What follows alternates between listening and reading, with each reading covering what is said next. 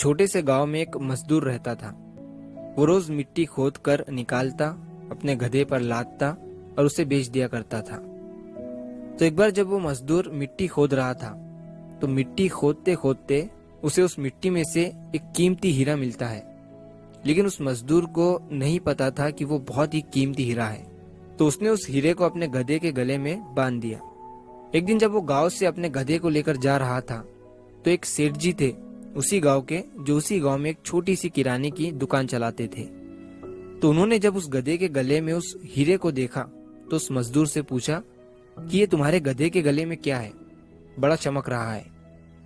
मजदूर ने कहा कि ये चमकीला पत्थर है, मुझे मिट्टी खोदते समय मिला था। अब सेठ जी को वो चमकीला पत्थर पसंद आ जाता है और सेठ जी उस मजदूर से उस चमकीले पत्थर को 50 रुपए में खरीद लेते हैं और वो उस चमकीले पत्थर को अपने दुकान के तराजू पर लगा देते हैं। अब जो भी सेठ जी की दुकान पर आता उस चमकीले पत्थर को देखकर उसकी बहुत तारीफ करने लगता।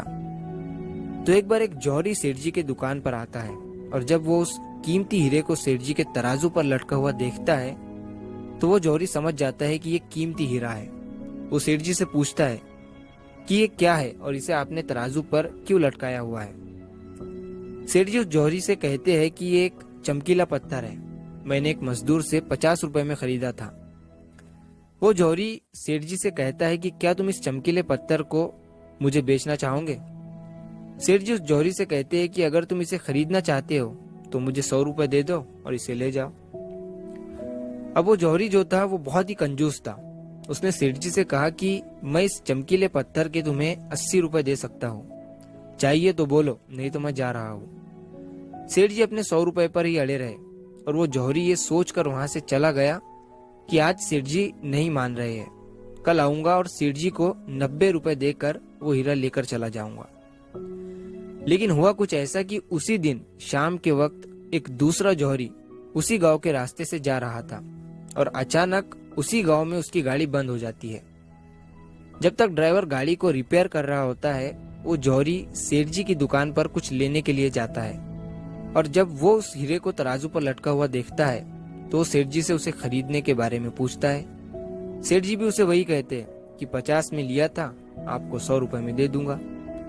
वो जौहरी बहुत होशियार था, उसने एक सेकंड भी वेस्ट नहीं किया और तुरंत सेठ जी को 100 रुपए देकर वो हीरा लेकर वहां से चला गया। अब जब दूसरे दिन पहला जौहरी सेठ जी की दुकान पर आया और जब उसकी नजर तराजू पर पड़ी तो उसे वो हीरा वहां नहीं दिखा। उसने सेठ जी से पूछा कि वो चमकीला पत्थर कहाँ गया। सेठ जी ने कहा कि वो कल तुम्हारे जाने के बाद एक दूसरे साहब आए, उन्हें वो पसंद आ गया और उन्होंने 100 रुपए देकर मुझसे वो खरीद लिया। अब ये सुनने के बाद उस जौहरी को बहुत पछतावा हुआ और उससे गुस्सा भी आया।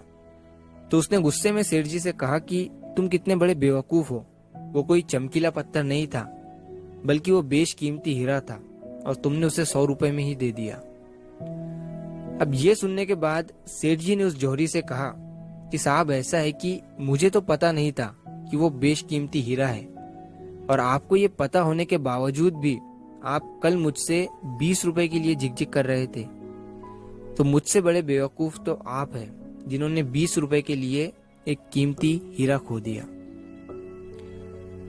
दोस्तों, इस कहानी से हमें 3 बहुत बड़ी सीखें मिलती है। पहली ये कि कंजूसी भी वहीं करो जहां पर उसकी जरूरत है। अगर हर जगह कंजूसी करोगे तो अच्छी चीजें भी अपने हाथों से गवा दोगे। और दूसरी सीख इस कहानी से हमें ये मिलती है कि हाथ में आया हुआ मौका, अपॉर्चुनिटी हमें कभी भी गंवानी नहीं चाहिए। अक्सर करके हम अपने आप को ब्रिलियंट समझकर कई सारे मौके हाथ से गवा देते हैं। और तीसरी सीख हमें इस कहानी से ये मिलती है कि कभी भी काम को कल पर मत टालो। एक बहुत पुरानी कहावत है कि कल करे सो आज कर और आज करे सो अब। दोस्तों, सही समय कभी नहीं आता है, अभी जो है वही सही समय है। तो अगर आप इस कहानी को और भी लोगों तक पहुंचाना चाहते हो तो इस वीडियो को लाइक करो ताकि